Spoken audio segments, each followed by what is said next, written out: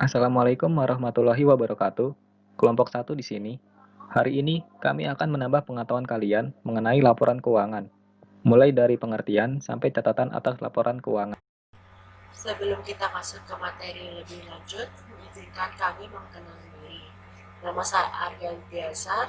Saya di sini akan menjelaskan tentang laporan perubahan ekuitas, laporan arus kas, dan catatan atas laporan keuangan. Selalu ada rekan saya, nama Eko Putranto, yang akan menjelaskan tentang definisi laporan keuangan, pengguna laporan keuangan, dan tujuan dan manfaat laporan keuangan. Lalu dari Tania Eka Putri akan menjelaskan tentang jenis-jenis laporan keuangan, laporan laba rugi, dan laporan posisi keuangan. Mulai dari pengertian sampai catatan atas laporan keuangan.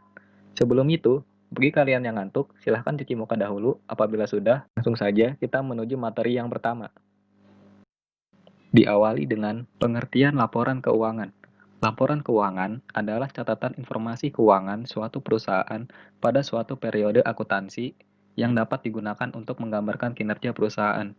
Dalam standar akuntansi keuangan, khususnya PSAK nomor 2, disebutkan bahwa laporan keuangan merupakan bagian dari proses pelaporan keuangan.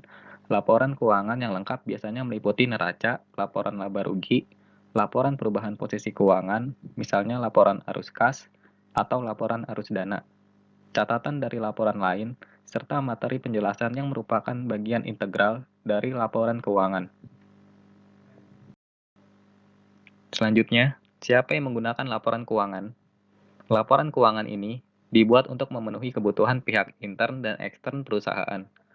Pihak intern perusahaan, khususnya pemimpin perusahaan atau manajemen, akan menggunakan laporan keuangan sebagai alat untuk mengendalikan jalannya perusahaan dan sebagai bahan pertanggungjawaban kepada pemilik atas kepercayaan yang diberikan kepadanya untuk mengelola perusahaan.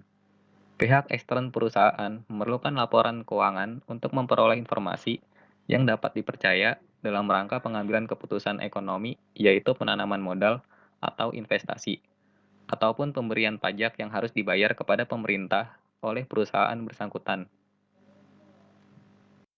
Dalam PSAK nomor 2, paragraf 9, disebutkan bahwa pemakai laporan keuangan meliputi investor sekarang dan investor potensial, karyawan, pemberi pinjaman, pemasok dan kreditor usaha lainnya, pelanggan, pemerintah, serta lembaga-lembaga lainnya, dan masyarakat.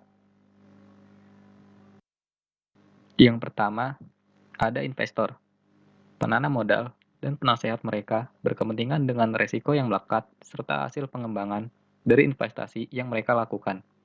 Mereka membutuhkan informasi untuk membantu menentukan apakah harus membeli, menahan, atau menjual investasi tersebut. Pemegang saham juga tertarik pada informasi yang memungkinkan mereka untuk menilai kemampuan perusahaan untuk membayar dividen. Yang kedua, karyawan. Karyawan dan kelompok-kelompok yang mewakili mereka tertarik pada informasi mengenai stabilitas dan profitabilitas perusahaan. Mereka juga tertarik dengan informasi yang memungkinkan mereka untuk menilai kemampuan perusahaan dalam memberikan balas jasa manfaat, pensiun, dan kesempatan kerja. Pemberi pinjaman. Pemberi pinjaman tertarik dengan informasi keuangan yang memungkinkan mereka untuk memutuskan apakah pinjaman serta bunga dapat dibayar pada saat jatuh tempo. Pemasok dan kreditor usaha lainnya. Pemasok dan kreditor usaha lain tertarik dengan informasi yang memungkinkan mereka untuk memutuskan apakah jumlah yang terhutang akan dibayar pada saat jatuh tempo. Pelanggan. Para pelanggan berkepentingan dengan informasi mengenai kelangsungan hidup perusahaan, terutama kalau mereka terlibat dalam perjanjian jangka panjang dengan pada perusahaan. Pemerintah. Pemerintah dan berbagai lembaga yang berada di bawah kekuasaannya berkepentingan dengan alokasi sumber daya dan karena ini berkepentingan dengan aktivitas perusahaan mereka, menetapkan kebijakan pajak dan sebagai dasar untuk menyusun statistik pendapatan nasional dan statistik lainnya. Masyarakat. Perusahaan mempengaruhi anggota masyarakat dalam berbagai cara. Misal, perusahaan dapat memberikan kontribusi berarti pada perekonomian nasional termasuk jumlah orang yang dipekerjakan dan perlindungan kepada penanam modal domestik. Laporan keuangan dapat membantu masyarakat dengan menyediakan informasi kecenderungan atau tren dan perkembangan terakhir kemakmuran perusahaan, serta rangkaian aktivitasnya. Sebelum langkah lebih lanjut, sebaiknya kita mengetahui tujuan dan manfaat dari laporan keuangan. Tujuan laporan keuangan, sebagaimana disebutkan dalam PSAK nomor 2, yaitu menyediakan informasi yang menyangkut posisi keuangan, kinerja, serta perubahan posisi keuangan suatu perusahaan yang bermanfaat bagi sejumlah besar pemakai dalam pengambilan keputusan ekonomi. Sejalan dengan hal tersebut, dapat dipaparkan bahwa tujuan dan manfaat laporan keuangan secara umum antara lain untuk mengetahui posisi keuangan perusahaan dalam satu periode tertentu, baik harta, kewajiban, modal, maupun hak usaha yang telah dicapai untuk beberapa periode. Untuk mengetahui kelemahan-kelemahan apa saja yang menjadi kekurangan perusahaan. Untuk mengetahui kekuatan-kekuatan yang dimiliki. Untuk melakukan penilaian kinerja manajemen ke depan, apakah perlu penyegaran atau tidak karena sudah dianggap berhasil atau gagal. Dapat juga digunakan sebagai pembanding dengan perusahaan sejenis tentang hasil yang mereka capai. Dan yang terakhir, untuk mengetahui langkah-langkah perbaikan apa saja yang perlu dilakukan ke depan yang berkaitan dengan posisi keuangan perusahaan saat ini.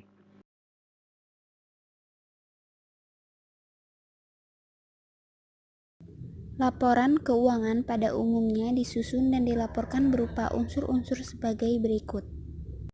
Yang pertama, laporan posisi keuangan atau neraca. Laporan ini berisikan informasi tentang posisi keuangan perusahaan, yaitu keadaan aset, liabilitas, dan ekuitas dari suatu entitas pada suatu periode tertentu. Yang kedua, laporan laba rugi, untuk melaporkan kinerja atau hasil usaha suatu entitas selama suatu periode tertentu. 3. Laporan perubahan ekuitas, untuk melaporkan perubahan ekuitas suatu entitas yang terjadi selama periode tertentu.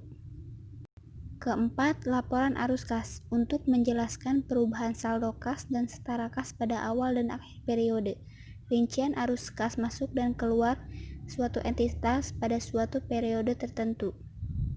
Dan yang kelima, catatan atas laporan keuangan, berfungsi untuk memberikan penjelasan tambahan atas rincian unsur-unsur laporan posisi keuangan atau neraca, laporan laba rugi, laporan arus kas, laporan perubahan ekuitas, atau penjelasan yang bersifat kualitatif agar laporan keuangan lebih transparan dan tidak menyesatkan. Selanjutnya yaitu laporan laba rugi. Laporan laba rugi adalah laporan yang menggambarkan hasil usaha pada suatu periode tertentu. Hasil usaha itu bisa saja laba atau bahkan bisa saja rugi. Di dalam laporan laba rugi itu terdapat dua komponen utama, yaitu pendapatan dan beban. Pendapatan dan beban ini dibandingkan. Jika pendapatan lebih besar dari beban, itu disebut laba. Dan jika pendapatan lebih kecil dari beban, itu disebut rugi. Berikut ini ada contoh laporan laba rugi perusahaan dagang. Dalam laporan laba rugi perusahaan dagang ini ada beberapa komponen yang harus dipahami. Yang pertama, kita harus mencari penjualan bersih. Kemudian kita harus mencari harga pokok penjualan. Dan total penjualan bersih dikurangi harga pokok penjualan akan menghasilkan laba kotor.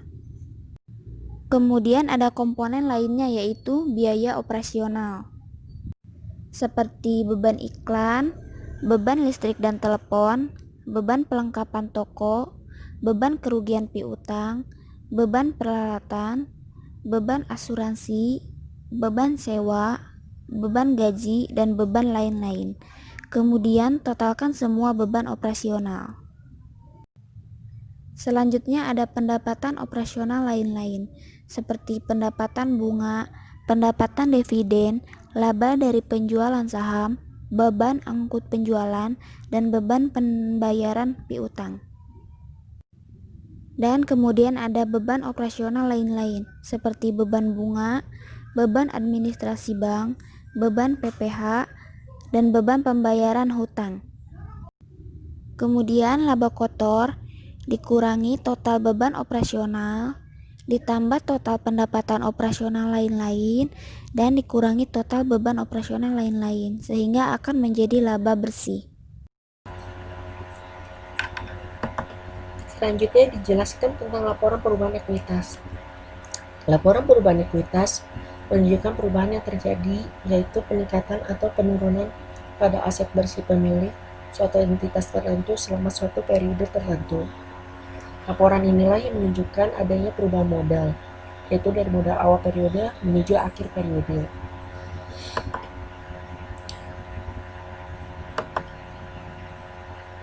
Di sini disajikan tentang contoh salah satu laporan perubahan ekuitas dan rumusan perhitungan modal akhir.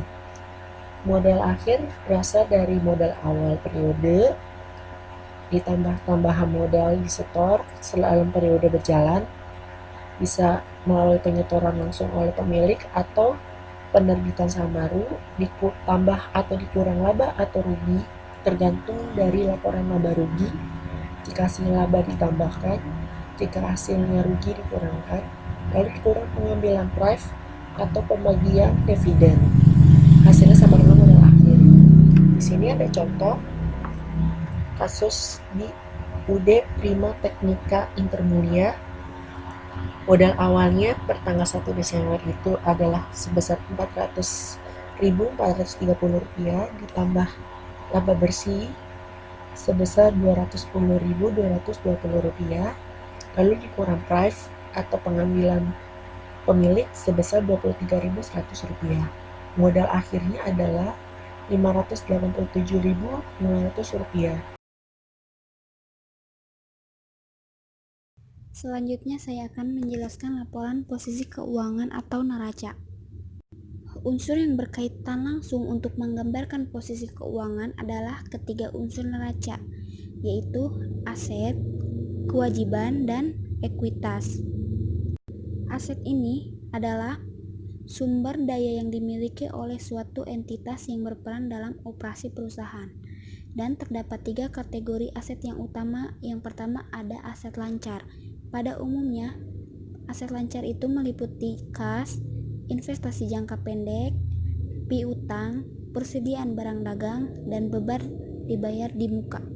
Yang kedua, aset tetap. Pada umumnya meliputi tanah, gedung, properti, dan peralatan. Dan ketiga, aset tidak berwujud. Pada umumnya meliputi merek dagang, hak paten, dan lisensi. Selanjutnya, kewajiban. Kewajiban merupakan utang yang harus dibayar oleh suatu entitas, dan terdapat dua kategori kewajiban. Yang pertama ada kewajiban lancar.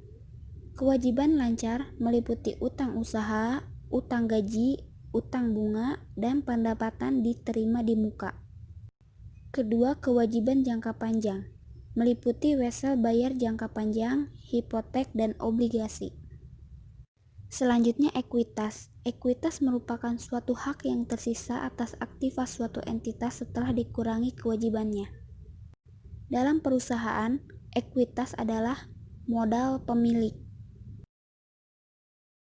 Berikut ini adalah contoh laporan posisi keuangan dengan format aktiva sama dengan kewajiban ditambah ekuitas. Pada aktiva terdapat aset lancar. Aset lancar meliputi kas in bank sebesar Rp245.090, kas kecil Rp550, piutang usaha Rp696.930, kemudian cadangan kerugian piutang Rp19.792, persediaan barang dagang Rp575.927, perlengkapan toko Rp11.000, asuransi dibayar di muka Rp10.000, sewa dibayar di muka Rp19.000, dan uang muka PPh 25 Rp24.013. Kemudian totalkan semua aset lancar sehingga total aset lancar adalah Rp1.562.718. Aset tetap meliputi peralatan sebesar Rp60.000, kemudian dikurangi akumulasi penyusutan peralatan Rp6.000, jadi total aset tetap sebesar Rp54.000. Kemudian jumlahkan total aset lancar dan total aset tetap, sehingga total aset sebesar Rp1.616.718. Kemudian kewajiban lancar. Hutang usaha sebesar Rp724.900, hutang PPh 25 sebesar Rp19.268. Jadi total kewajiban lancar yaitu Rp744.168. Kewajiban jangka panjang, ada hutang jangka panjang sebesar Rp285.000, ekuitas modal sebesar Rp587.550. Jadi total kewajiban dan ekuitas sebesar Rp1.616.718. Jadi kesimpulannya, saldo aktiva harus sama dengan saldo kewajiban ditambah ekuitas.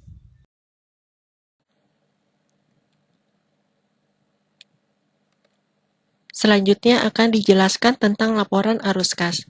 Menurut Peraturan Standar Akuntansi Keuangan Nomor 2 Tahun 2009, laporan arus kas adalah laporan arus masuk dan arus keluar kas dan setara kas. Laporan arus kas disusun untuk menjelaskan jumlah penerimaan dan pengeluaran kas selama suatu periode pelaporan, sumber penerimaan dan sasaran pengeluaran tersebut, serta apakah saldo akhir kas bertambah atau berkurang jika dibandingkan dengan saldo awal periode usaha. Laporan arus kas ini biasanya dipakai oleh investor maupun kreditor untuk menilai kemampuan manajemen dalam meningkatkan arus kas setiap periodenya, sehingga bisa menjamin bahwa pinjaman-pinjaman, hutang-hutang, itu bisa dibayar dan perusahaan bisa membagikan dividen kepada setiap pemilik saham. Di sini tersaji laporan arus kas ABC Company untuk periode berakhir 30 April 2012. Ada 3 elemen dalam laporan arus kas. Yang pertama kegiatan operasional, yang kedua kegiatan investasi, yang ketiga aktivitas pembiayaan dan atau pendanaan. Ketiga elemen ini akan dijelaskan satu persatu. Elemen pertama dalam laporan arus kas adalah kegiatan operasi. Menurut Ikatan Akuntansi Indonesia, kegiatan operasional itu adalah kegiatan atau aktivitas penghasil utama pendapatan bagi entitas dan pendapatan-pendapatan atau transaksi-transaksi lainnya yang tidak termasuk baik ke dalam aktivitas investasi maupun aktivitas pembiayaan. Termasuk juga transaksi-transaksi ataupun kejadian-kejadian yang diperhitungkan dalam pembuatan laporan laba rugi operasional. Untuk sumber pemasukan dari dana kegiatan operasi ini ada 3. Yang pertama adalah dari kegiatan utama perusahaan berupa penjualan produk ataupun penyerahan jasa. Yang kedua dari pinjaman-pinjaman yang diberikan kepada perusahaan-perusahaan lain dalam bentuk pendapatan bunga, maupun dari kepemilikan sekuritas, ekuitas, aset-aset di perusahaan lain berupa pendapatan dividen. Pengurangannya biasanya berupa beban-beban operasional seperti gaji karyawan, terus biaya utilitas, biaya administrasi umum, dan lain-lain. Dan juga biaya-biaya yang perlu dibayar untuk pembelian perlengkapan-perlengkapan kepada pemasok. Ada 2 metode dalam penyusunan arus kas kegiatan operasi ini. Yang pertama langsung, untuk yang langsung ini dari sumbernya langsung dari buku kasnya, hanya dipilah-pilah saja, tapi pilihannya harus detail menjelaskan misalnya pengeluaran untuk pembelian perlengkapan kepada toko si A berapa, terus pendapatannya misal pendapatan jasanya berapa, pendapatan sewanya berapa, itu harus dibikin jelas. Metode ini biasanya lebih disarankan oleh lembaga-lembaga regulator. Kenapa? Karena laporan arus kas yang dihasilkan dari metode langsung ini lebih mudah dipahami dan memberikan gambaran yang lebih baik tentang kondisi perusahaan. Lalu ada metode tidak langsung. Metode tidak langsung ini lebih dipilih oleh perusahaan-perusahaan. Kenapa? Karena dianggap lebih mudah dan lebih berfokus kepada perbedaan antara laba bersih maupun dari kas besi dari aktivitas operasionalnya. Di sini juga yang di dalam contoh ini adalah laporan arus kas dengan metode tidak langsung. Biasanya dengan cara mengambil laba bersih dari laporan laba rugi, lalu disesuaikanlah laba bersih ini dari yang laba bersih berbasis akrual menjadi laba kas yang berbasis kas penambahan dari kegiatan operasional. Ada 3 hal yang perlu disesuaikan untuk mendapatkan kas bersih dari kegiatan operasional. Yang pertama, biaya-biaya non-kas itu harus ditambahkan kembali ke dalam laba bersih. Biasanya termasuk penyusutan, amortisasi, terus depresi untuk sumber daya ekstraktif. Itu harus ditambahkan kembali. Yang kedua, keuntungan dan kerugian dari penjualan peralatan. Biasanya kalau untuk kejadian kerugian dalam penjualan peralatan itu bakal ditambahkan. Tapi sebaliknya kalau mendapatkan keuntungan dari penjualan peralatan ini harus dikurangkan. Lalu ada perubahan di akun-akun aset lancar maupun akun-akun kewajiban lancar. Perubahan-perubahan ini didapatkan dari laporan posisi keuangan komparatif. Jika terjadi penambahan di akun aset lancar ataupun pengurangan di akun-akun kewajiban lancar, maka harus dikurangkan dari isi laba bersih. Lalu kalau terjadi pengurangan di akun-akun aset lancar maupun penambahan di akun-akun kewajiban lancar, maka harus ditambahkan kembali ke laba bersih. Di sini laba bersihnya berupa $7.300 Amerika Serikat, penyesuaiannya berupa pengurangan sebesar $3.900 Amerika Serikat. Hasilnya, kas bersih dari kegiatan operasional itu berupa $3.400 Amerika Serikat. Bisa dilihat perbedaan dari laba bersih yang awalnya $7.300 Amerika Serikat menjadi $3.400 Amerika Serikat. Elemen kedua dari laporan arus kas adalah aktivitas investasi. Menurut Ikatan Akuntansi Indonesia, aktivitas investasi adalah aktivitas perolehan dan pelepasan aset jangka panjang serta investasi lain yang tidak termasuk kas dan setara kas. Biasanya, ini merupakan pembelian atau pelepasan pabrik, terus peralatan, tanah, terus misalnya kalau membeli saham dari perusahaan lain, ini masuknya ke dalam aktivitas investasi. Aktivitas investasi ini kenapa dipisahkan dari kegiatan operasi maupun pembiayaan? Karena arus kas ini mencerminkan penerimaan dan pengeluaran kas sehubungan dengan sumber daya yang bertujuan untuk menghasilkan pendapatan dan arus kas di masa depan. Jadi, karena ini aset tetap yang bisa akan melipat gandakan produksi, maka dia harus dipisahkan laporannya sehingga tahu, misalnya ketika terjadi penambahan aset tetap secara besar-besaran, orang baca tahu nih, oh lagi mau ekspansi nih, pertanda bagus. Misalnya, untuk arus masuk kasnya itu ada 3 dan arus kas ini akan menambahkan kas bersih. Yang pertama, adanya penerimaan kas dari penagihan piutang jangka panjang. Yang kedua, penagihan kas dari penjualan surat berharga yang berupa investasi, misalnya modal saham dari perusahaan lain, dia punya terus dia jual, itu menjadi menambah kas di aktivitas investasinya. Lalu ada penerimaan kas dari penjualan aset tetap, aset tak berwujud, maupun aset-aset jangka panjang lainnya. Di sini ada penjualan tanah sebesar $22.000 Amerika Serikat. Terus ada pengeluaran kas atau arus kas keluar yang mengurangi.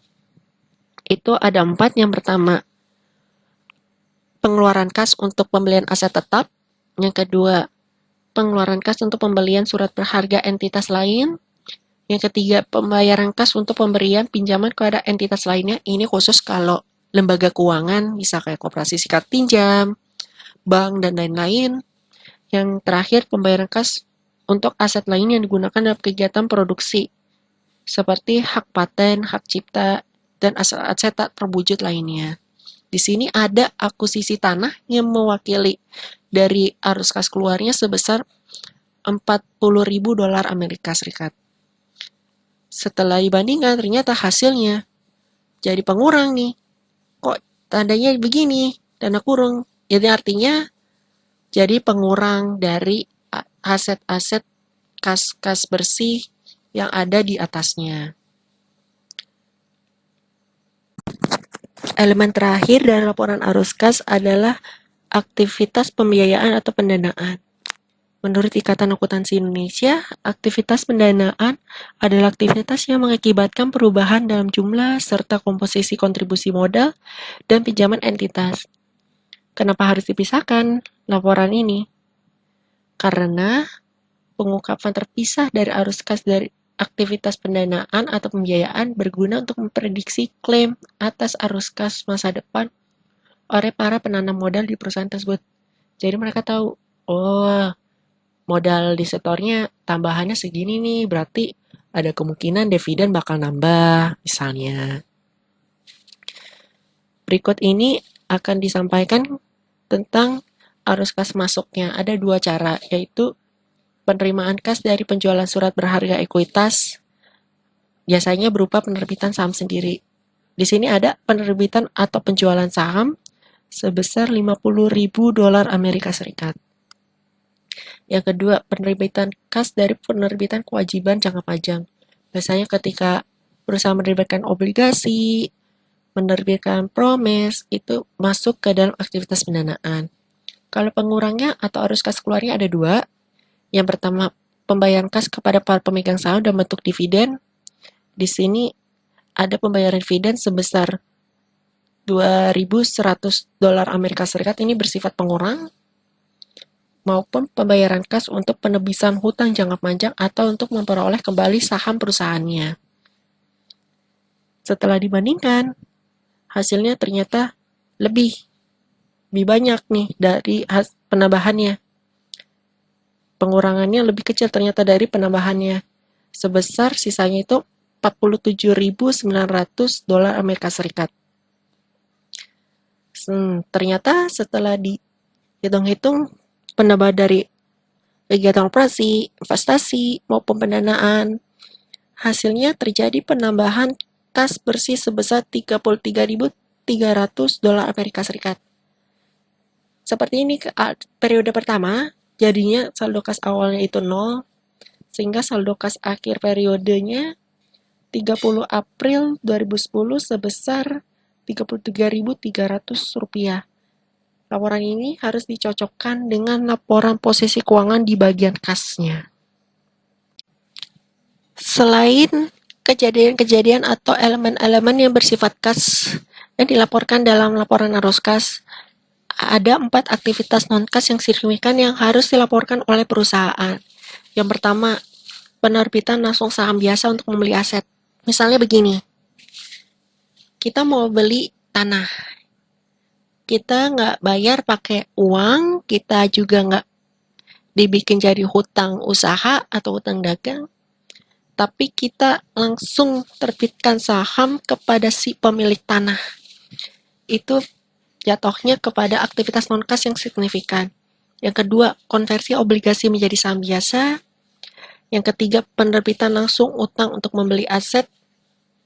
Biasanya utang jangka panjang langsung, ya, contohnya sama, cuman memakai obligasi.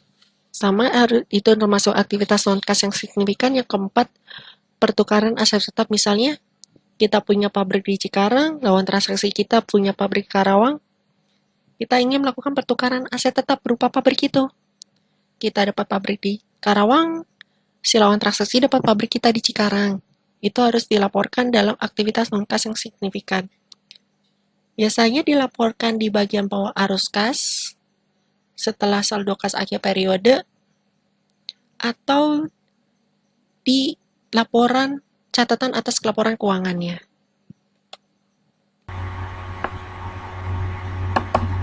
Selanjutnya akan dijelaskan tentang catatan atas laporan keuangan.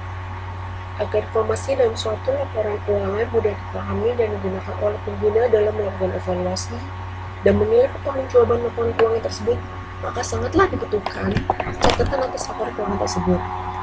Catatan atas laporan keuangan merupakan informasi lebih rinci mengenai detail laporan keuangan perusahaan. Kenapa sih harus ada catatan atas laporan keuangan? Yang pertama, untuk menghindari kesalahpahaman dalam membaca dan menerjemahkan laporan keuangan. Yang kedua, menjawab pertanyaan-pertanyaan publik mengenai keadaan fiskal entitas pelaporan atau perusahaan. Lalu, untuk memastikan bahwa bisa mendapatkan gambaran yang sangat jelas mengenai kondisi perusahaan. Pada dasarnya, catatan atas laporan keuangan seharusnya memuat informasi sebagai berikut. Yang pertama, dasar penyusunan laporan keuangan dan kebijakan akuntansi tertentu yang digunakan. Yang kedua, informasi yang tidak disajikan di bagian manapun dalam laporan keuangan, namun disyaratkan oleh standar akuntansi keuangan. Yang ketiga, memberikan informasi tambahan yang tidak disajikan di bagian manapun dalam laporan keuangan, namun relevan untuk memahami setiap pos-pos laporan keuangan. Sistematika penyajian dari catatan atas laporan keuangan adalah sebagai berikut. Yang pertama, pernyataan atas kepatuhan standar akuntansi keuangan. Entitas yang laporan keuangannya telah patuh terhadap standar akuntansi keuangan membuat pernyataan tentang kepatuhannya terhadap standar akuntansi keuangan dalam catatan atas laporan keuangan. Kedua, ringkasan kebijakan akuntansi yang dimuat antara lain dasar pengukuran yang digunakan dalam menyusun laporan keuangan.